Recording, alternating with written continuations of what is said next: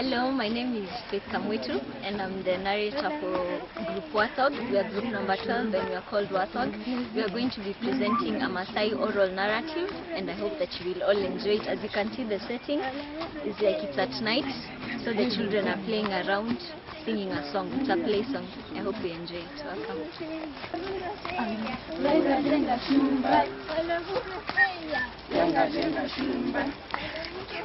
Tell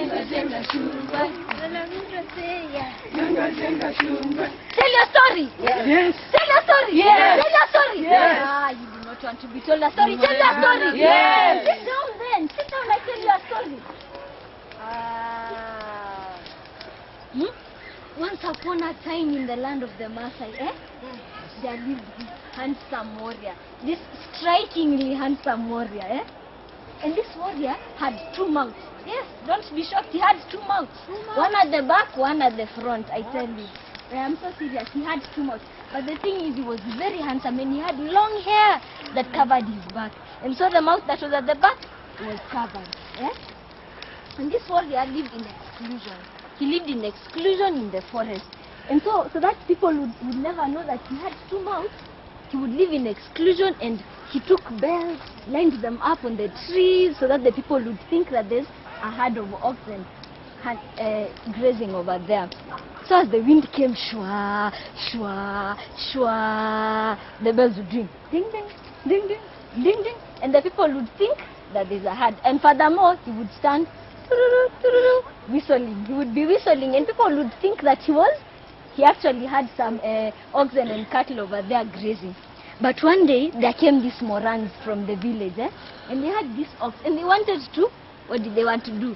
They wanted to roast it, but they were looking for a place, a nice shed where they would sit down, eat their meat, and enjoy themselves. And so they came, and of course they found the warrior. They asked him, "Hello, warrior, we are looking for a place where we can come and roast our meat and eat and enjoy ourselves." And so the warrior asked them, "Do you want a place with paintings or do you want a place with compartments?" And what did they say? Of course, they said the paintings. We want to view the paintings as we eat our meat. So the warrior told them, "Okay, just stay there. I'm going to check out a place." So he went, swept away all the bones of the people that he had eaten. He swept them away. And then he came back and told them, come, follow me, I found a place. So they came and wow, they were really astonished. The place was so neat. It was the most neatest place they've ever eaten in. So they sat down, they skinned the ox and they roasted it and they gave to the host meat and blood. And remember, this warrior had how many mouths? Two. So the warrior didn't eat with the others. Now the others were seated like you are and they were eating. So he went behind the tree. And started eating. And he had two mouths. One at the front was called Ndege. The other one at the back was called like Ndege. And so this mouth will tell you, if you do not feed us, we are going to tell on you. We are going to tell that you have two mouths. So you will feed this one, feed this one, feed this one, feed this one, feed this one, feed this other one. And you know he had to feed them because this mouth would tell the others that he had two mouths, but he didn't tell them. So as he was feeding them, there was one warrior. I don't know what he was doing, but he happened to come and he found the warrior with two mouths eating. And he was too scared. Hey, he didn't know what to do. So he just kept quiet. As the warrior with two mouths finished eating, he went away. And so when he bade the warrior with two mouths bade the others goodbye. Thank you so much for your meat and your blood. Thank you so much. And he went away. And so this warrior who had seen him eating came out and told the others, "You people, you do not know what I have seen. This man who pretends to be a good host has two mouths. Yes, he has two mouths. You people, we have to go. It is not safe here." Oh, but the others were very cross at him. They were so angry. They didn't even want to hear. They were so angry. They're telling him, "How can you tell us this? This was our host. He gave us a place with paintings to it and you're telling us that he has two mouths. You are a very bad person." So what could the warrior do? The warrior just went away. He was very sad, of course. His friends did not believe him. He just went away. Then it happened that it was night time and the others went to sleep, took their shukas and covered themselves. But this one warrior who had seen the warrior with two mouths went up. She climbed there and slept there. Okay, pretended to be sleeping there. And so the warrior with two mouths came at night. Of course, he wants to eat the others. He comes at night, surveys the place. Of course, he's walking very slowly, very slowly, very slowly. He doesn't want the others to know that he's around. He comes and counts. 1, 2, 3, 4, 5. He gets to 8. I thought they were 9. He asked himself. And so he comes again and counts. 1, 2, 3, 4, up to 8. It's okay, I'll still eat this 8. So he eats them. He eats them up.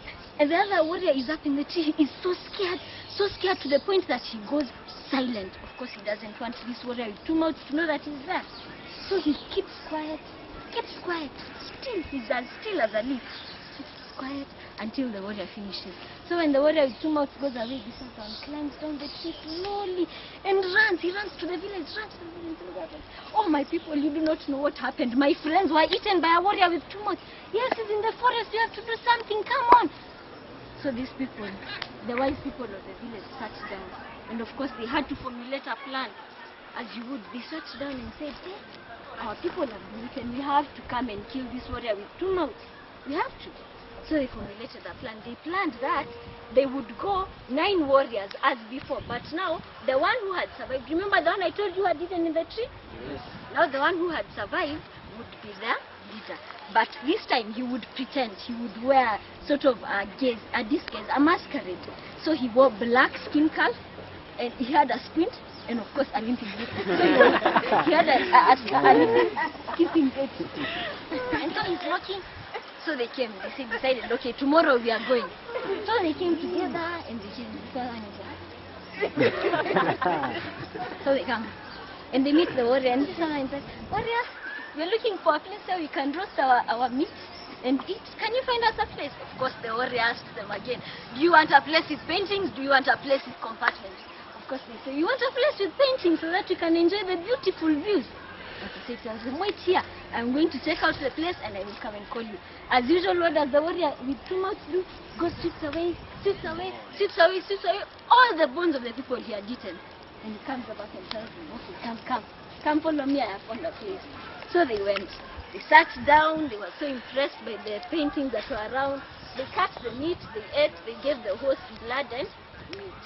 And so as always, what does the warrior with 2 mouths do? He goes behind the tree. Yes, he goes and hides. So he goes and hides and starts eating. Feeds Ndege, feeds Laitonoli, feeds Laitonoli, feeds. Okay. And so, excuse me. And so, as the warrior with 2 mouths is eating, this time it is not just one warrior, one Moran warrior who comes to see him. No, it is about several people come to witness how he eats. Of course, he doesn't know that. And yes, they actually find out this man who pretended to be our host has 2 mouths. They sit down and plan again and now say, we cannot sleep here. So they have a plan. They say that when night time came, they put logs of wood and put sheets over them. And so when the warrior with 2 mouths came, he counted 1, 2, 3, 4. He got to 9, and he was very impressed that everyone was there. So he ate. When he was going to open the log of wood so that he would eat, arrows landed on him. And he was hurt and he fell down. And the others came back and told him, why, you're the one who's been eating our people. And he said, I know you with the limping gait. You're the one who told me out. I know you're the one who told on me. And so, before he died, he told them, cut my big toe. And all the people that I have eaten will come out. And so, he died. And then they cut the big toe, and of course, what happened? What happened? All the people came out. And my story ends there.